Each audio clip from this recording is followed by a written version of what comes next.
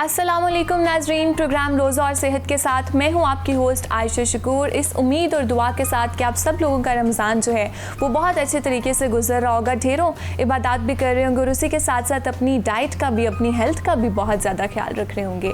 जनाब, लाहौर न्यूज़ के प्लेटफॉर्म से रोज़ाना हम आपके लिए ट्रांसमिशन लेकर आते हैं जिसमें हमारे साथ हेल्थ केयर एक्सपर्ट्स मौजूद होते हैं और आपकी जितनी भी हेल्थ रिलेटेड और स्किन रिलेटेड क्वेरीज जो होते हैं हम उन्हें डिस्कस करते हैं। आज भी हमारे साथ हमारी न्यूट्रिशनिस्ट खदीजा अवान मौजूद है। अस्सलाम वालेकुम खदीजा, कैसी हैं आप? अस्सलाम वालेकुम, I am good, how are you? I am good too. Khadija, बहुत बहुत रमज़ान मुबारक हो। कैसे जा रहे हैं आपके रोज़े? आपको भी बहुत मुबारक हो। खैर मुबारक। कैसे जा रहे हैं रोज़े आप? अभी तक तो अच्छे जा रहे हैं क्योंकि मौसम अच्छा हो गया है। बिल्कुल, मौसम बहुत अच्छा हो गया और उसके साथ साथ उस तरह से अभी गर्मी की शिद्दत भी नहीं हुई तो रोज़ा भी कम लग रहा है। बिल्कुल ऐसा लगा था जैसे गर्मी हो जाएगी, लेकिन अल्लाह ताला ने रहमत कर दी अपनी। बेशक जी, बेशक। खदीजा, आज का हमारा प्रोग्राम स्पेसिफिकली उन लोगों के लिए, बल्कि मेजॉरिटी लोगों का यही कंसर्न होता है कि रोज़े आ गए हैं, हमने साथ ही वेट लॉस स्टार्ट कर लेना, क्योंकि रमज़ान के बाद शादी सीज़न स्टार्ट हो जाता है, बहुत ज़्यादा एक्टिविटी स्टार्ट हो जाती है। तो जिन लोगों ने वेट अपना लॉस करना है वो क्या कर सकते हैं रोज़े? अच्छा, वैसे ये बहुत मज़े की बात होती है क्योंकि सबको बहुत ज़्यादा ये ट्रिगर करता है कि अब रमज़ान आ गया तो हम अपना वेट लूज़ करेंगे क्योंकि हम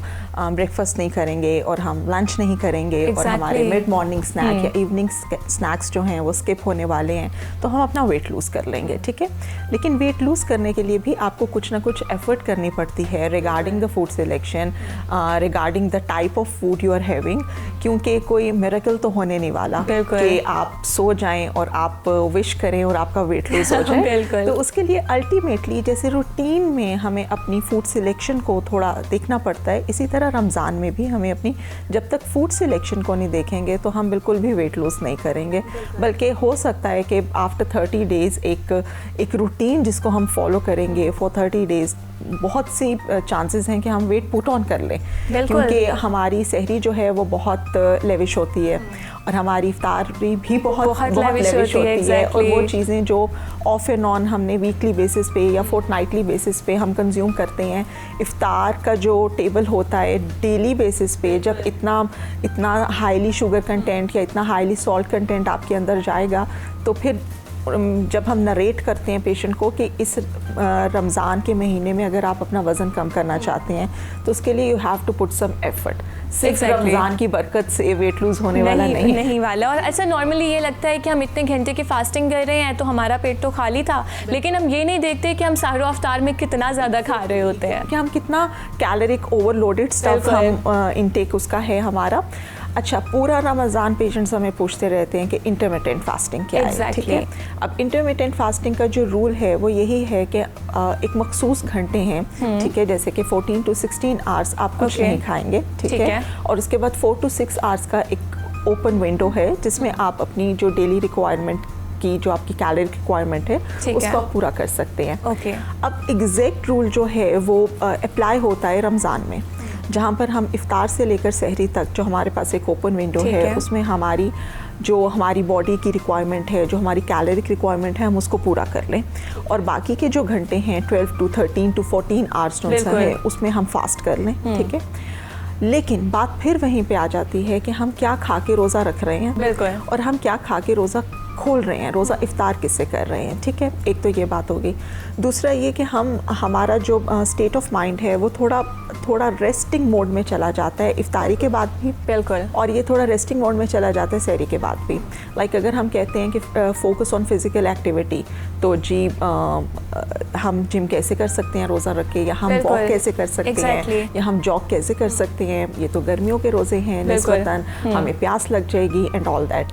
और वो जो विंडो हमारे पास है उसमें अब हम अपना हम खाना पीना पूरा करें या हम फिजिकल एक्टिविटी को फोकस करें।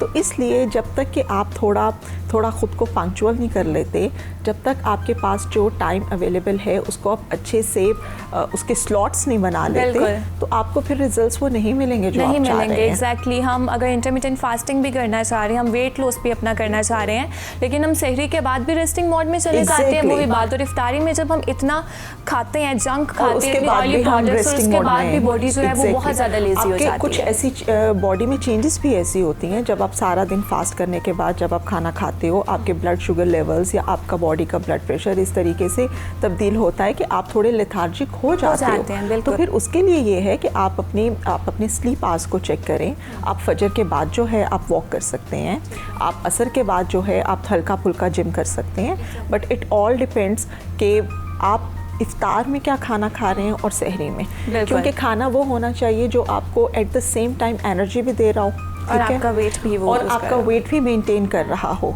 ठीक है, और आपको हाइड्रेट रखे, ये बहुत ज़्यादा ज़रूरी है। क्योंकि अगर आप हाइड्रेटेड नहीं हैं तो फिर तो आप एक्सरसाइज तो छोड़, आपके जो रूटीन के काम हैं, जो रोज़मर्रा की रूटीन की, आप वो भी नहीं कर सकते। और रोज़े की हालत में भी बहुत ज़्यादा लेजीनेस होती है उसकी वजह से। बहुत ज़्यादा वो इसीलिए हो रही होती है क्योंकि हमारी जो फूड सिलेक्शन है उस पर सब डिपेंड करता है। बिल्कुल उसी फूड सिलेक्शन पे डिपेंड करता है कि हमारा जो रोज़ा है वो कितना हशाश बशाश गुजरने वाला है या वो जो रोज़ा है हमें तंग करने वाला है। क्योंकि अल्लाह ताला ने जिस तरह हर चीज़ की ज़कात बनाई है, तो जो बॉडी की ज़कात है वो रोज़ा है, ठीक है, और बॉडी की ज़कात जो रोज़ा है वो इसी तरीके से है कि हम खुद को थोड़ा सा डिप्राइव करें इन सब चीज़ों को लेकर, और थोड़ा सा हम अपनी बॉडी को अलाउ करें कि हमारे अंदर जो है सेल जो है वो पुराने सेल्स जो ख़त्म हों, जो नए सेल्स बने, तभी जाके जो रोज़े का या इंटरमिटेंट फास्टिंग का मतलब पूरा होता है। बिल्कुल। और रोज़े की हालत में जब इतनी देर का गैप आता है तो हमारे स्टमक के अंदर जितने भी हमारे ओल्ड सेल्स होते हैं उसी के साथ साथ शेड होना स्टार्ट हो जाते हैं।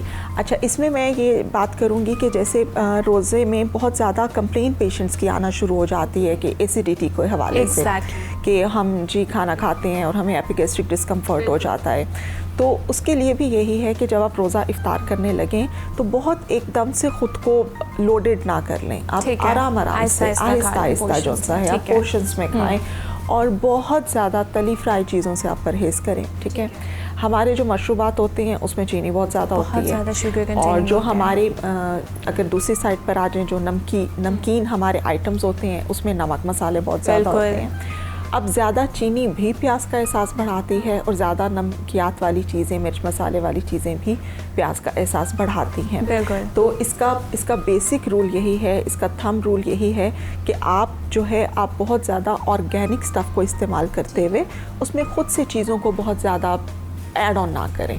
जैसे कि अगर आप फ्रूट कॉकटेल खा रहे हैं, आजकल आप अगर फ्रूट कॉकटेल को अफोर्ड कर पा रहे हैं तो उसको अपने लिए बेनिफिशियल रहने दें। उसमें मज़ीद आप उसमें जूसेस ऐड करके या उसमें चीनी ऐड करके या क्रीम ऐड करके उसको फिर अपने लिए मुज़िर सेहत मत बनाएं, ठीक है। तो एक चीज़ जो अच्छी है उसको अच्छा। इसी तरह जैसे अगर आप दूध पीने जा रहे हैं तो आप दूध का फ़ायदा अपनी बॉडी को हो लेने दें, ठीक है। अगर आपको उसमें कुछ फ्लेवर के लिए ऐड करना है, आप ब्राउन शुगर या हनी या जो चिया सीड्स हैं, तुख मलंगा है, इसके साथ आप उसको एक अच्छा ड्रिंक बना लें जो कि आपको एनर्जी भी प्रोवाइड करे, आपको हाइड्रेट भी रखे। लेकिन अगर हम उसमें सोडा ऐड कर देते हैं तो उसकी वो जो न्यूट्रिशनल वैल्यू है वो ही ख़त्म हो जाती है। तो मैं कहती हूँ आप लोगों का डबल नुकसान है, एक तो सेहत को कोई फ़ायदा नहीं हुआ, ऊपर से खर्चा भी हो गया। तो आजकल तो वैसे ही इतना ज़्यादा महंगाई का हर तरफ एवरीवन इज़ टॉकिंग अबाउट महंगाई, तो उसमें मैं यही कहूँगी कि एटलीस्ट जो चीज़ आप कंज्यूम कर रहे हो उसको इस तरीके से कंज्यूम करें कि वो बेहतरीन तरीके से आपकी बॉडी को अवेलेबल हो जाए और आपकी बॉडी को उसका फ़ायदा हो जाए। Excess of everything is bad. हम चीज़ों में इतने फ्लेवर्स ऐड कर लेते हैं, आर्टिफिशियल चीज़ें ऐड कर लेते हैं, जिसके बाद उसकी वो न्यूट्रिएंट्स भी नहीं रहती और वो इफेक्टिव भी उतना नहीं होता हमारे लिए। ये बहुत ज़्यादा है एक्सेस ऑफ एवरीथिंग ना। लाइक जब मैं पेशेंट से बात कर रही होती हूँ ना, तो मैं जब उनको काउंसल करती हूँ और मैं समझा रही होती हूँ कि देखो ये तुम्हारे लिए अच्छा नहीं है और तुम ये मत खाना, ठीक है। अच्छा तो फिर हम खाते ही नहीं हैं, अच्छा तो फिर हम स्किप कर देते हैं भाई। अच्छा इस तरह क्यों करते हो? एक बैलेंस क्यों नहीं मेंटेन करते हो, ठीक है। तो ये जो है ना, ये आई डोंट नो कि ये नेचर में अब ये चीज़ डेवलप होती जा रही है या ह्यूमन नेचर का ऐसा कोई है हिसाब किताब कि आप जिस चीज़ से मना करोगे एक तो उसकी तरफ अट्रैक्शन बहुत ज़्यादा है, और अगर आप थोड़ा ज़्यादा मना करोगे तो अच्छा ठीक है फिर हम खाते ही नहीं है। अब फिर मेरी एक अलग डिबेट स्टार्ट हो जाती है कि भाई मील्स को स्किप करना is not healthy for you, उससे आपको एसिडिटी के प्रॉब्लम्स होते हैं, उससे आपकी स्किन ख़राब होती है, उससे आपके बाल ख़राब होते हैं, उससे आपका कॉम्प्लेक्शन ख़राब होता है। फिर आप ही लोग कुछ देर के बाद आकर कहते हो कि चूँकि मैंने डाइट की थी तो ये हो गया। तो एक्चुअली फिर यही होता है कि आपने एक हेल्दी डाइट नहीं की थी, आपने क्रैश डाइट की थी। आपको जो चीज़ें चाहिए थी आपने उन चीज़ों को भी एक्सक्लूड कर दिया, जितनी बॉडी रिक्वायरमेंट थी उसको भी एक्सक्लूड कर दिया, एक इम्बैलेंस आपने डेवलप कर दिया। तो बाद में शिकायत करने से बेहतर है कि आप try to adopt the balance. बिल्कुल, और हम वही देखते हैं कि जब लोग डाइटिंग स्टार्ट करते हैं तब वेट लूज हो जाता है, ठीक है, हमें ऑब्वियस चेंज भी नज़र आता है उनमें कि चलो 5 kg 6 kg इतना लूज हो गया, आप जो टारगेट था वो हो गया, लेकिन उसके बाद आफ्टर सम टाइम उसके जो साइड इफेक्ट्स होते हैं वो आपको नज़र आना शुरू हो जाते हैं आपकी स्किन पे, आपकी बॉडी पे। साइड इफेक्ट्स हमेशा तब आएंगे जब हम किसी फिट डाइट को फॉलो करेंगे, ठीक है, या हम किसी क्रैश डाइट को फॉलो करेंगे। अगर एक ऐसी डाइट है जो आपको 5 ग्रुप्स ऑफ फूड से सारे आइटम्स आपके पूरे कर रही है, अगर वो एक बैलेंस डाइट है, अगर उसमें सीजनल के फल और सब्जियां शामिल हैं, ठीक है, वो तो ऑटोमेटिकली आपकी इम्यूनिटी बूस्ट कर देते हैं, ठीक। और फल और सब्जी 2 ऐसी चीज़ें हैं जो सीजनल आपको मिलती हैं, कि अब ये रिक्वायरमेंट है तो अब ये खाओ, ठीक है। तो ऐसी डाइट कभी भी आपकी स्किन या बालों को ख़राब नहीं करेगी या कॉम्प्लेक्शन ख़राब नहीं करेगी। इशू हमेशा तब आएगा जबकि एक आप बैलेंस से निकलोगे, और दूसरा ये कि या आप अपने मील्स को स्किप करना शुरू कर दोगे, आप फाकों की तरफ चले जाओगे। अच्छा, फाकों की तरफ जाते हैं तो उससे आपका मेटाबॉलिज्म वैसे ही स्लो हो जाता है, और अगर आपका मेटाबॉलिज्म स्लो है तो फिर तो आप वेट लॉस की तरफ नहीं जा सकते। बिल्कुल। और उसके बाद अगर वेट गेन करने की भी कोशिश होगी लेकिन वो खाया ही नहीं जाएगा क्योंकि आपका स्टमक जो है वो यूज्ड हो चुका होगा उसके लिए। बहुत जल्दी ये जो हमारी बॉडी है ये इतना जल्दी अडेप्ट करती है कि अगर ये आप इसको, ये 3000 कैलोरीज पे थी, आप इसको 2000 पे लाओ, ये अडेप्ट कर लेगी, आ जाएगी। बिल्कुल। आप इसको 1000 पे लाओ, ये अडेप्ट कर लेगी, ठीक है। But talk to your consultant, talk to your dietitian कि मैंने कितना कम करना है। अगर आपकी बॉडी रिक्वायरमेंट 1500 कैलोरीज है और आप इसको 500 या 700 में लेकर चल रहे हो तो ये आपके लिए नुकसानदेह होता है। बिल्कुल। और नुकसान भी फिर ऐसा होता है कि जो रिवर्टेबल इतनी जल्दी नहीं होता। अब हेयर फॉल का जैसे आपने सुना होगा कि हर दूसरा बच्चा या हर दूसरी बच्ची हेयर फॉल की कंप्लेन करती है। फिर स्किन इश्यूज जो हैं, अब हमारे इर्द गिर्द क्यों इतना ज़्यादा एस्थेटिक्स जो है उसका क्रेज़ बढ़ता जा रहा है, क्योंकि प्रॉब्लम्स हैं जिसकी वजह से फिर उसके ट्रीटमेंट्स जो हैं वो एक के बाद एक जो है वो लॉन्च होते जाते हैं। और यही बात होती है कि जितनी अच्छी ज़मीन होगी उतनी अच्छी फसल होगी। Same is the case with our body, जितना हम अपने अंदर अच्छी चीज़ें लेकर आएंगे उसके रिजल्ट्स भी उतने ही अच्छे होंगे। हमारी डाइट पुअर डाइट है हमारी, बिल्कुल भी हम अच्छा नहीं खाते और उसके बाद फिर हमें ब्रेकआउट्स होते हैं, स्किन रिलेटेड इश्यूज होते हैं, फेशियल हेयर्स बहुत ज़्यादा हो जाते हैं, ये उसी सब की वजह से होते हैं। इसको बिल्कुल हम ऐसे कह सकते हैं जैसे अगर हम बच्चों की बात करें तो हमारी बॉडी एक बेसिक रूट है, ठीक है। जैसे एक बिल्डिंग को बनाने के लिए उसकी बुनियाद अच्छी होनी चाहिए ना, तो इसी तरह वो जो डेवलपमेंट फेज़ है उसमें मैक्सिमम आपको इनपुट देना चाहिए, ठीक है। और अगर हम बड़ों की बात करें, जब तक इंटरनली आपकी बॉडी डिटॉक्स नहीं हो जाती, आप फिर वो सुपरफिशियल तो इश्यूज आएंगे और वो सेटल भी नहीं होंगे जब तक कि इंटरनली आप चीज़ों को बेहतर नहीं कर लेते, इम्प्रूव नहीं कर लेते, अपनी बॉडी को डिटॉक्स नहीं कर लेते। और ऑनेस्टली ये इतना मुश्किल नहीं है, सिर्फ आपको थोड़ा स्केड्यूल करना है, सिर्फ आपको थोड़ा टाइम निकालना है अपने लिए, अपनी बॉडी के लिए, और थोड़ा फूड सिलेक्शन के लिए, ठीक है। फूड सिलेक्शन में भी देखो 2 कैटेगरीज आ जाती हैं, एक तो क्वांटिटी को लेके, लेकिन क्वांटिटी से भी पहले है क्वालिटी को लेके। क्वालिटी ऑफ फूड जो है वो बहुत है। अगर आप उबले हुए आलू खा रहे हो तो ये आपको कुछ नहीं कहेंगे, लेकिन अगर उन्हीं को आप डीप फ्राइड करके खा रहे हो तो फिर आपके लिए हार्मफुल होंगे डेफिनेटली। सो क्वांटिटी से भी पहले मैं कहती हूँ कि जो आपकी है ना क्वालिटी ऑफ फूड वो बहुत ज़्यादा मैटर करती है। ठीक है, तो अब हमने वेट लूज करना है, रमज़ान में करना है, हमें क्या फूड सिलेक्शन करनी चाहिए इन इफ्तार एंड सहरी? ये है कि वैसे तो जो आपका वेट लॉस डाइट प्लान होता है या कोई भी आपके पास जो प्लान होता है दैट इज़ हाईली इंडिविजुअलाइज्ड, वो वेरी करता है patient to patient, person to person, आपके जेंडर पे डिपेंड करता है, आपकी एज पे डिपेंड करता है, आपके सोशियो इकोनॉमिक स्टेटस पे बहुत ज़्यादा डिपेंड करता है, आपकी जॉब कि आप किस तरह की जॉब करते हैं उस पर बहुत ज़्यादा डिपेंड करता है, ठीक है। लेकिन अगर फिर भी हम जनरली बात करें तो जो हमारी ख़वातीन हैं उनको मोर और लेस 1500 किलो कैलोरीज जो हैं वो उनको चाहिए होती हैं पूरे दिन में, ठीक है। और जो मेल्स हैं उनको 1800, ये मैं जनरली बात कर रही हूँ, ये कम ज़्यादा भी हो सकते हैं, ठीक। अच्छा, अगर तो हम वेट मेंटेन करना चाह रहे हैं तो हम 1500 कैलोरीज या 1800 कैलोरीज को ही लेकर चलेंगे, ठीक है। और उसमें थोड़ी सी फिजिकल एक्टिविटी को ऐड ऑन कर देंगे तो रमज़ान में हमारा वेट अच्छा मेंटेन हो जाएगा, ठीक है।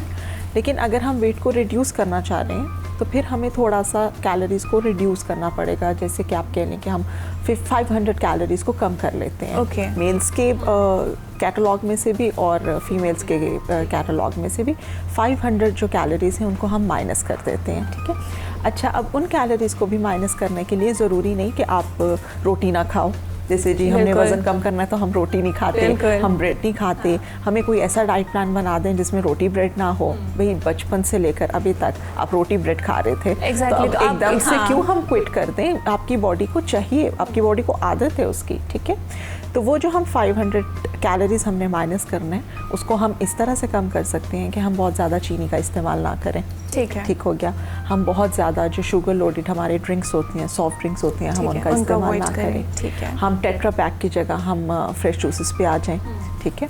अगर हमें जो मंचिंग के लिए हम हमारे जो स्नैक्स हैं वो हम हेल्दी स्नैक्स पे चले जाएं, तो आपकी रोटी भी आप खाओगे। आप रोटी के साथ हमारे घरों में जैसे चिकन, मटन, दाल, सब्ज़ी बनता है, आप वो भी खाओगे, ठीक है। सीजनल फ्रूट्स की वैसे ही बहुत ज़्यादा इंपॉर्टेंस है, आप वो भी खाओगे। लेकिन जंक जो है, ठीक है, अगर मैं एक ब्रॉड कैटेगरी में बात करूँ तो आप जंक को एक्सक्लूड कर दोगे, तो बहुत आसान है आपकी बॉडी, खुद की बॉडी को डिटॉक्स करना, अपने इंचेस को रिड्यूस करना, और अल्टीमेटली जब आप वोइंग स्केल पे जाओगे तो वो भी आपको अच्छा इफेक्टिव होगा, आपके फेवर में होगा। इसके साथ डिटॉक्स ड्रिंक्स बहुत ज़्यादा आ गई हैं, तो वेट लॉस के लिए कौन सी डिटॉक्स ड्रिंक आप सजेस्ट करती हैं कि सबसे बेस्ट है? जैसे कि रमज़ान में बहुत ज़्यादा ट्रेंड होता है ड्रिंक्स का ना, ठीक है। हमारे यहाँ पंजाब में जैसे लस्सी बहुत ज़्यादा बनाई जाती है, ठीक है। तो जो कच्ची लस्सी है, अगर आप चीनी के बगैर पी रहे हैं, या दही की लस्सी है अगर आप चीनी के बगैर पी रहे हैं, तो यह आपके लिए बहुत हेल्दी है। सोर्स ऑफ कैल्शियम भी है और आपको हाइड्रेट भी रखेगी, ठीक है। अगर हम जूसेस पे आ जाते हैं तो वहाँ पे हमारे पास जो फ्रेश जूसेस हैं, या हम जैसे स्लश बनाते हैं, स्ट्रॉबेरी स्लश बना लें, वाटरमेलन स्लश बना लें, फालसा स्लश बना लें, लेकिन उसमें हम चीनी मज़ीद ऐड ना करें, ठीक है, तो ये भी आपके लिए हेल्दी है, ठीक है।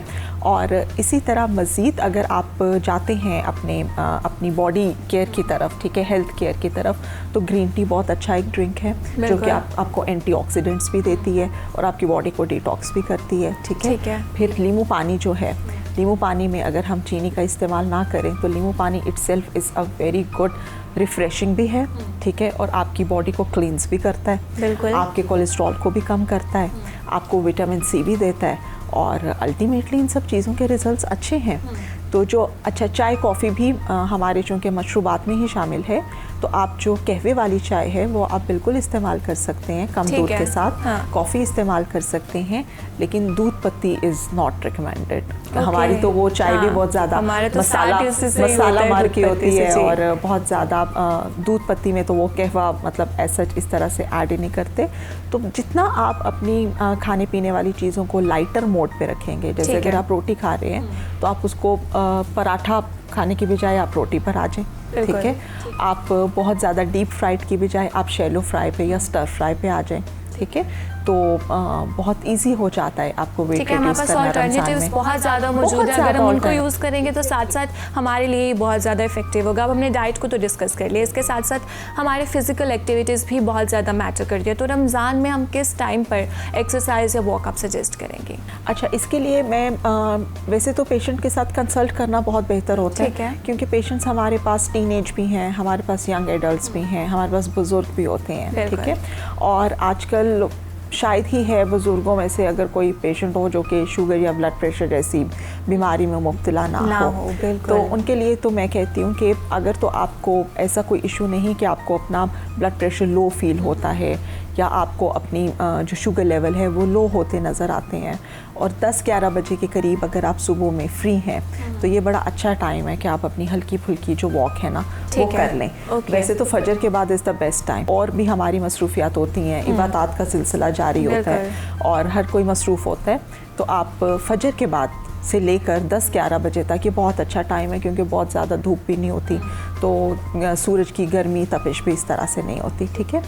अच्छा, जो ख़वातीन हैं, ख़वातीन के ऊपर चूँकि बहुत ज़्यादा ज़िम्मेदारी होती है कि सहरी भी बनानी है, इफ्तारी भी बनानी है, और फिर वो ऐसा भी नहीं कर सकती कि वो को प्यास की शिद्दत तंग करे या भूख का एहसास हो। तो उनको मैं कहती हूँ कि ठीक है, आप इफ्तारी से जब आप फ्री हो जाएं, जब आप अपनी नमाज वगैरह से फ्री हो जाएं, तो हमारे यहाँ अब आजकल बहुत कम सोने का ट्रेंड है, लोग सहरी तक नहीं सोते, तो आप इशा के बाद मौसम भी अच्छा होता है तो उस टाइम आप अपनी वॉक जो है वो कर सकती हैं। ठीक है। और वो बहुत अच्छा टाइम है वॉक के लिए, क्योंकि जब आपने इफ्तार किया होता है उसको भी थोड़ा टाइम गुजर जाता है, आगे से सहरी में भी थोड़ा वक्त होता है, और आई डोंट थिंक सो कि उस टाइम कुछ मसरूफियत ऐसी होती है जिसको आप थोड़ा सेटल नहीं कर सकते। हम ये तो नहीं कह सकते कि कोई मसरूफियत आपकी नहीं होगी, लेकिन थोड़ा सेटल हो सकता है, आप इस टाइम कर लें। इसी तरह जो लोग जिम जाते हैं उनके लिए फिर हम बहुत हाईली कंसर्न्ड होते हैं, क्योंकि जिम में आपको बहुत ज़्यादा ओवर स्वेटिंग होती है और आपका इलेक्ट्रोलाइट इम्बैलेंस होने के चांसेस जो हैं वो भी ज़्यादा होते हैं। तो उनको हम ये कहते हैं कि अगर आप मैनेज कर सकते हैं तो आप चले जाएं, अगर आप मैनेज नहीं कर सकते तो आप इसको क्विट भी कर सकते हैं फॉर अ मंथ। ठीक है। और आपने जब जाना है तो आपने थोड़ा ख़ुद को ऑब्जर्व करना है। ठीक है। अगर आपको जिम करने के बाद हेडेक हो रहा है या शॉर्टनेस ऑफ ब्रेथ हो रहा है या बाकी दिन आपका अच्छा नहीं गुजर रहा, आप अपने वर्कआउट को भी थोड़ा लाइटर मोड पे लेके जा सकते हो। यानी कि आप स्किप मत करो, आप ऑफ मत करो, लेकिन अपने वर्कआउट को थोड़ा लाइटर मोड पर ले जाओ। ठीक है। एक्सरसाइजेस ज़्यादा हैवी वेट लिफ्टिंग नहीं करनी चाहिए। और इसके बावजूद अगर रोज़े के साथ नहीं हो रही तो आप भी इसको फिर उसके बाद शिफ्ट कर सकते हो अपने इफ्तार के बाद, जो है कुछ देर बाद जब आपका खाना डाइजेस्ट हो जाता है। और जिन लोगों को सिर्फ वेट मेंटेन करना है उनके लिए तो तरावी ही इटसेल्फ एक अच्छी फिजिकल एक्टिविटी है। अगर आप तरावी पढ़ते हैं, रूटीन से पढ़ते हैं और आपको वेट मेंटेन अपना करना है और खाना पीना आपको समझ आ गया है कि हमने कैसे सेटल करना है, तो तरावी भी एक फिजिकल एक्टिविटी के साथ साथ नमाज पे जब हम पढ़ रहे होते हैं, हम सजदे में जाते हैं, हमारी ब्लड सर्कुलेशन भी बहुत अच्छी होती है। अगर आप थोड़ा डीपली देखो तो जितने भी हमारी मॉडर्न स्टडीज़ हैं, जितनी भी वो फिज़िकली जो एक्टिविटी को फोकस करती हैं या कुछ पोस्चर्स को फोकस करती हैं कि ये पोस्चर्स आपकी हेल्थ के लिए, आपकी डाइजेशन के लिए बहुत अच्छा है, सब के सब जो हैं वो आपको एक नमाज में वो सारे जो पोस्चर्स हैं, बॉडी पोस्चर्स वो मिल जाते हैं जो आपकी ब्लड सर्कुलेशन को, जो आपकी बोन हेल्थ को और जो आपके मेटाबॉलिज्म को, आपकी डाइजेशन को, हर चीज़ को इम्प्रूव कर रहे होते हैं in a better way, in a very positive way. हमारे पास एक बाबरकत महीना है जिसमें हम नमाज के थ्रू अपनी एक्सरसाइज भी कर सकते हैं और रोज़े की हालत में रहते हुए भी हम अपना वेट लॉस भी कर सकते हैं, लेकिन इफ्तार और सहरी में अपनी डाइट को है वो बहुत मेंटेन रखना ज़रूरी है। Thank you so much Khadija for giving us your time, it was lovely talking to you. मैं उम्मीद करती हूँ आपने भी आज के एपिसोड को बहुत इंजॉय किया होगा। अगर कोई भी आपकी हेल्थ रिलेटेड या स्किन रिलेटेड क्वेरीज है हमारे साथ ज़रूर शेयर कीजिएगा, हम यहाँ पर डिस्कस करने की पूरी कोशिश करेंगे। इसी के साथ साथ रोज़ा और सेहत से मुझे दीजिए इजाज़त। अल्लाह हाफ़िज़।